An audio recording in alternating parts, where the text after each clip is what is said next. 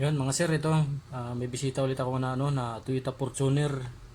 Ang issue nito mga sir, pasumpong-sumpong blackout lalo pagka yung unang andar sa umaga o kaya pag malamig yung panahon mga sir, tapos bigla na lang din gagana pag nakabiyahin na ng malayo.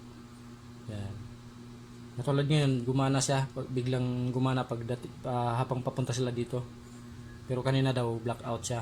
Yan. Pasumpong-sumpong daw to mga sir.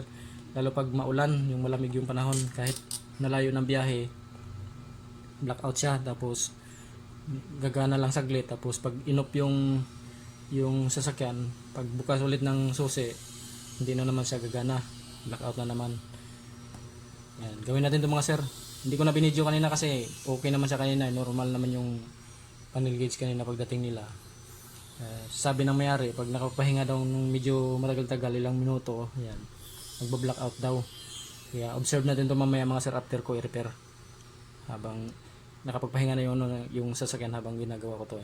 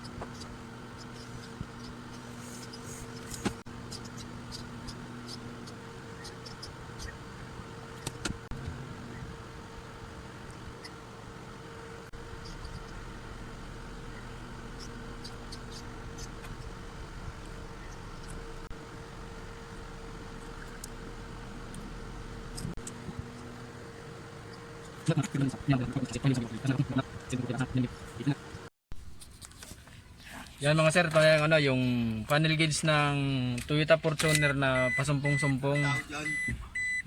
Bali ito mga sir, ay sorry. Yan, after repair mga sir, goods pa rin siya kasi pagdating nila ni sir kanina, goods kasi siya. Bali pasumpong-sumpong daw sir, di ba? Pag napagpahinga, pag in-start ulit yung sasakyan sir, blackout na naman siya. Makakatatlong ulit, 4 bago siya gagana. Ngayon sir, after repair, kahit napagpahinga na, goods pa rin siya sir, normal pa rin siya.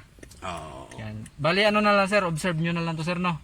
Kasi pagka yung malamig na malamig, dun yung talaga to sir. Halimbawa bukas sir, umaga, pag sinubukan nyo to ulit bukas sir, update mo na lang ako. Okay. Yan. Start natin sir, no? Nakapark sir, no? Apo, sige po. Observe nyo na lang to sir, no? Ang dami pinagtan. Oo, ni-refresh ko na sir para ano, kasi ganun din ang mangyari niya sir